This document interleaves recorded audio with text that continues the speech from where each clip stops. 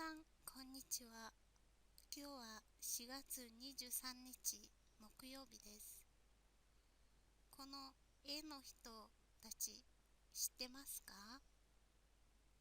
私たちの使っている本によく出てくる登場人物ですね。За бүгдээрээ сайн байцгаана уу? Өнөөдөр 4-р сарын 23 пүрэв гараг. За дэлгэцэн дээр зургуудыг сайн харсан баха. Бидний ном дээр өдөр тутам бидэнтэй тааралддаг. За гол дүрийн хүмүүс байна. それでは今日の授業を始めたいと思います。じゃあөнөөдрийн хичээлээ эхлэе. 今日は第19課練習 B の答え合わせをします. За өнөөдөр 19 дугаар хичээлийн練習 B дасгалын хариуг хамтдаа тулгаад явна. За та хэд маань гэрийн долоорт ажилласан. Гэхдээ алдаа дутагдaltaй зүйлээ сайн хараад яваарай. 問題1. じゃあ2дугаар дасгал. 例. 広島へ行ったことがあります。広島へ行ったことがあります. Hiroshima явж байсан удаатай. За 2дугаар зураг. 富士山に登ったことがあります。富士山に登ったことがあります. За Fuji ууланд авирч байсан. 2. 相撲を見たことがあります。相撲を見たことがあります. За相撲үзэж байсан удаатай. 3. お酒を飲んだことがあります。お酒を飲んだことがあります. Арх ууж байсан удаатай. Арх ууж байсан. 4. スキーをしたことがあります。スキーをしたことがあります. Цанаар гулгаж байсан удаатай. Цанаар гулгаж байсан. За улаанаар тэмдэглэсэн итта, нобутта, мита, нунда, шта гэх мэт үйл үгийн өнгөрсөн цаг буюу та хэлбэр дээр шилжсэн үгнүүдийг харж байгаа хаа. Түүний араас котога аримас гэсэн залгуур залгаснаар би энэ тухайн зүйлийг өмнө нь хийж байсан туршлагатай, хийж үзэж байсан гэсэн утга санааг илэрхийлтийг бүгдээрээ сэргэн санаарай. はい、次は問題2ですね. За дараагийн дасгал 2 дугаар дасгал дээр өгөгдөл өгсөн байна. Хаалтанд тийм үгүй гэсэн хариулт байгаа. Энэ нь бол асуулт зохиогоод тийм үгүй гэсэн хариултаар хариулах юм байна. За эхний өгөгдөл. Учаа уу нараймас. Учаа уу нараймас. За цай сурна гэсэн өгөгдөл байна. Гэхдээ энийг бүгдээрээ цайны яслуултай. Цай хийж сурах гэж ойлгоно. За ямар асуулт үүсэх вэ гэвэл Учаа уу наратта кото га аримасу ка? Учаа уу наратта кото га аримасу ка? За цайны яслыг сурж байсан удаа байгаа юу гэж асууж байна. Хаалтанд хай гэсэн учраас хай аримас. Тийм ээ байгаа. За хоёрыг харъя. Токио скайцри ни ноборимас. Токио скайцри ни ноборимас. За Токиогийн скайцри гэдэг цамхагт авирна гэсэн өгөгдөл байна. Эндээс асуулт нь Токио скайцри ни ноботта кото га аримасу ка? Токио скайцри ни ноботта кото га аримасу ка? За Токио скайцри цамхагт гарч байсан уу? За авирах гэх нь хаашаа нэмээ. Гарч байсан удаа байгаа юу гэж асуулээ. Тэгэнгүүт хаалтанд ие гэж өгсөн байна. Тиймээс хариулт нь ие аримасен. Үгүй байхгүй. Үгүй гарч байгаагүй гэсэн санаа. 3. Нихонжин но учи ни томаримасу. Нихонжин но учи ни томаримасу. Япон айлд Япон айлд хонно. За асуулт. 日本人のうちに泊まったことがありますか？日本人のうちに泊まったことがありますか? Япон айлд хонож байсан удаа байгаа юу? Япон айлд хонож үзсэн үү гэж орчуулна. За хаалтанд хай гэсэн хариулт байгаа учраас хай аримас. Тийм ээ, байгаа.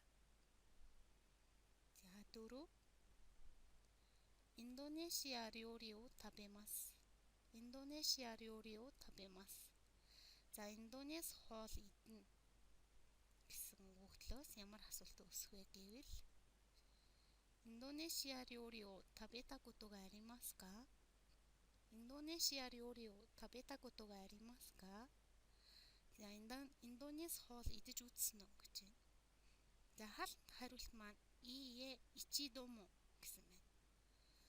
Ичидомо гэдэг нь нэг ч удаа гэсэн хариулт байна. Тиймээс ие ичидомо аримасен. Ие ичидомо аримасен. Үгүй нэг ч удаа байхгүй гэж хариулжээ. За Мондай сан буюу Реншүбигийн 3 дахь дасгал нь за бидэнд үйл явдлыг дараалуулж зэрэгцэн нийлмэл өгүүлбэр хийх дасгал байгаа. За жишээг харъя.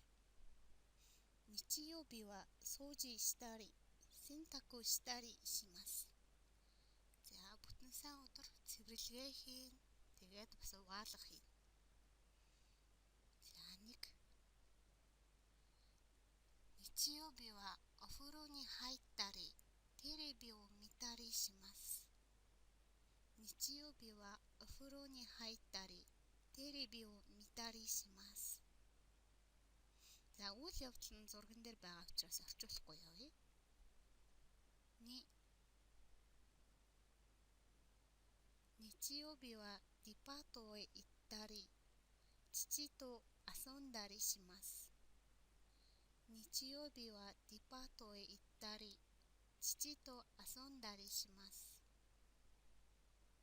3. 日曜日は本を読んだりレポートを書いたりします. 日曜日は本を読んだりレポートを書いたりします. 4. 日曜日は泳いだり山に登ったりします. 日曜日は泳いだり山に登ったりします. За үргэлжлүүлээд Реншүби Мондай 4. За Реншүбигийн 4-р дасгал байна. За 4-р дасгалд асуулт асуугаад түүндээ хариулах дасгал байгаа тийм ээ. Хариулт нь бол үгүйт хэлбэрээр өгсөн байгаа. За энэ дээр анхаарах зүйл ихтэй байгаа. Хамтдаа хараад явъя. 夏休みはごめんね。休みの日は何をしますか? 休みの日は何をしますか? За асуулт нь амралтын өдрөөр юу хийх вэ? За хариултыг харъя. ゴルフの練習をしたり家で本を読んだりします. ゴルフの練習をしたり家で本を読んだりします. За гольфийн бэлтгэлээ хийж гэртээ ном уншина. 2. 東京で何をしましたか? 東京で何をしましたか? お寺を見たり日本料理を食べたりしました. お寺を見たり日本料理を食べたりしました. За сүм хийдүүдийг үзэж Япон хоол идсэн. За энд нэг анхаарах зүйл байна. Асуулт маань өнгөрсөн цаг дээр асуугджээ. Шимаштака, машта гэд харсан баг. Тийм учраас хариултаас өнгөрсөн цаг дээр бид нар хэлэх шаардлагатай учраас тари шимашта. Хамгийн сүүлийн нөгөө шимасан маань шимашта гэж өнгөрсөн цаг дээр хуваарсан байгааг анзаараарай. За 3 番. 冬休休みは何をしたいですか？冬休みは何をしたいですか？Үхлийн амралтаар юу хиймээр байна вэ? Хариулт. スキに行ったり、友達とパーティーをしたりしたいです。スキに行ったり、友達とパーティーをしたりしたいです。За цанаар гулахаар явж найзтайгаа өдөршлөг зохиомоор байна. За энд мөн анхаарах зүйл байгаа. Бидний асуулт юу хиймээр байна буюу "Штай дэс ка" гэж асуусан учраас хариулт мөн адилхан тари штай дэс болж хувирчээ. 4. 出張の前に何をしなければなりませんか？出張の前に何をしなければなりませんか? За шүтжөө гэдэг нь томилолт тийм ээ. Нэр учраас нууж ирсэн нь. Томилтын өмнө юу хийхгүй бол болохгүй вэ? 資料を作ったり、ホテルを予約したりしなければなりません。資料を作ったり、ホテルを予約したりしなければなりません. За бичиг баримтаа бэлдэж буудлаа захиалахгүй бол болохгүй. За энд мөн анхаарах зүйл байгаа. Хамгийн гол нь асуулт нь шинакереба наримасен ка буюу юу хийхгүй бол болохгүй вэ гэж асуусан. Тийм учраас хариулт маань ч гэсэн тари шинакереба наримасен гэж хариулт бичигдсэн байна. За тийм учраас энэ 19 дугаар хичээлийн тари шимасу гэдэг одоо юу байгаа штэ. Дөрмийн бүтэц. Энийний хамгийн сүүлийн шимас гэдэг үйлүг яаж ч хувирч болохыг эндээс харсан баг тийм ээ. Өнгөрсөн цаг дээр хүсэх хэлбэр дээр бас одоо юу хийх бол болохгүй гэдэг энэ үг дээр ч гэсэн хувирч болж байна гэдгийг сайн анзаараарай хүүхдүүд. За реншү би дасгалын мундайго буюу хамгийн сүүлийн дасгал байна. За энэ бол өөрчлөлт заасан. Тэмдэгнэр нэр үг дээр өөрчлөлт заасан одоо хэлбэр үүсгэх ёстой. За эхний жишээг харъя. Хавар айж байгаад өвөл авсан байна. Тийм учраас самуку наримашта. Самуку наримашта. Хүйтэн болсон гэж. За хоёрдугаар жишээг хараарай. За орондоо хитэд өвчтэй байх шиг байна тийм ээ. Тэгээ дараад нь ямар болсон байна гэвэл генкини наримашта. Генкини наримашта. За эрүүл одоо золбоолог эрүүл чирэг болсон гэжээ. За нэгдүгээр зургийг харъя. Нар мандчихсэн байна. Тэгсэн чинь уулын цагуур нар ороод харанхуй болчихжээ. Дээр нь курай гэдэг үгийг өгсөн байна. За тийм учраас кураку наримашта. Кураку наримашта. Харанхуй болсон. 2. За эхлээд энэ сумоо барилдаадах шиг байна тийм ээ. Эхлээд ингэ түлхэгдэж унгаагдчихсэн бол цаашаага цуёй болсон байна. Цуёй гэдэг нь хүчтэй чадaltaй гэсэн үг. Цуёку наримашта.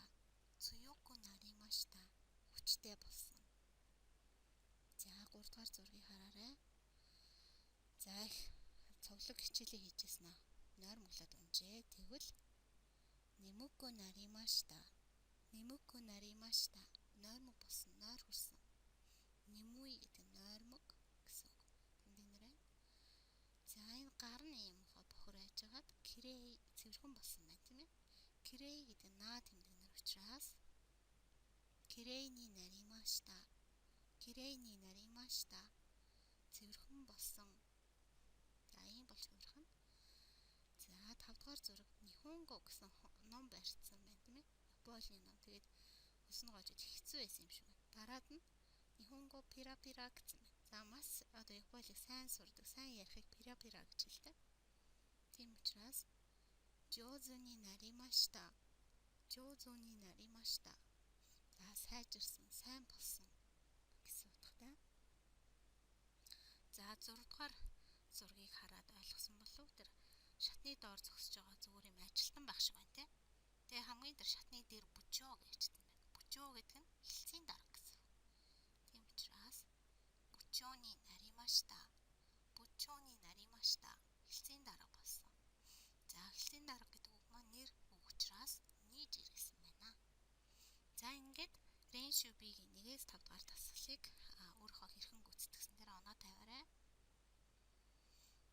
За үргэлжлүүлээд Фужисан буюу Фужи уулын талаар орчуулах сэдв өгсөн байгаа.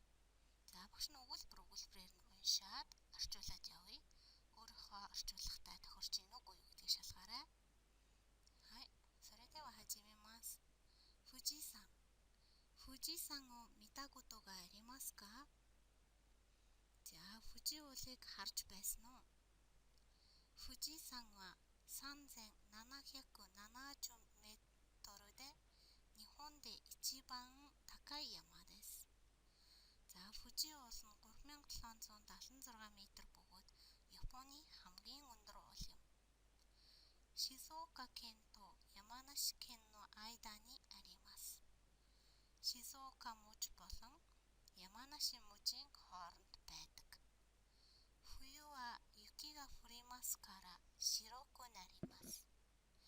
Өвөл цас ордог учраас цагаан болдог. 夏も山の上に雪があります. Зун ч гэсэн уулын дээр нь цас байдаг. 7月と8月だけ富士山に登ることができます. 7 сар болон 8 сард л Фужи ууланд авирч болно. 夏は山の上に郵便局がありますから手紙を出したり電話をかけたりすることができます. За, зун нь уулын дээр нь郵便局буюу одоо шуудангийн газар байдаг учраас захиа илгээж уцаар ярьж болдог. 夏と秋、いい天気の朝、富士山は赤くなります. Зун болон намартаа цаг агаар сайхан байгаа өглөө Фужи уул нь улаан болдог. とても綺麗ですから日本人は写真を撮ったり絵を描いたりします. Үнэхээр үзэсгэлэнтэй гоё байдаг учраас Япончууд зургийг нь авч эсвэл зураг зурдаг. 葛飾北斎の赤い富士山の絵は有名です. 葛飾北斎гэдэг зураачийн улаан Фужи уулны зураг нь үнэхээр алдартай. За, энэ сэдв бол ийм богинохон их юм шиг мөртлөө энд маш олон дүрм, сэргээн санах зүйлүүд орсон байгаа. За, жишээлх юм бол газар байршил зааж штэ тий. Шизуока муж, Яманаши мужийн хооронд байдаг. Айданы аримас. За, дараад нь болохоор Нобору готога дикимас буюу авирч болдог гэдэг нэг чадах болох хэлбэр байна. За, дараад нь Тэгами о даштари, денва о какетари сүрүү готога дикимас. За, энэ бүр 2 дүрм хавсарч орсон байна те. Захиа бичиж уцаар ярьж. За, тэгэнгүүт энэ шимас гэд төгсдөг үгийн сүрүү буюу толигчийн хэлбэр дээр авчираад дикимасыг залгасан шүү дээ. Тэгж болдог гэсэн утгаар. За, бүгдээрээ Фужи уул сэдвтэй холбоотой дараах зургийг харж агаад асуултанд хариулъя. За, жишээ. 富士山に登ったことがありますか?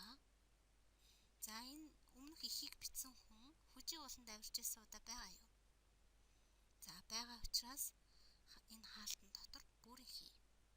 Тийм гэсэн утгатай тэмдэглэгээ тавьсан байна. За, тэгвэл 1. 夏は富士山に登ることができますか? Зун Фужи ууланд авирч болох уу? За, ихтер болно 7-8 сард л болно гэсэн учраас бүгдээрээ хаалтанд тийм гэсэн тэмдэглэгийг хий. За, 2. 秋は富士山に登ることができますか? За, намар Фужи ууланд авирч болох уу? За, түрүүний зун бол 7-8 сард л авирч болно гэж хэлсэн шүү дээ. Тийм учраас намар болохгүй. Тийм болохоор бүгдээрээ хаалтанд болохгүй гэсэн тэмдэглэгээ хий.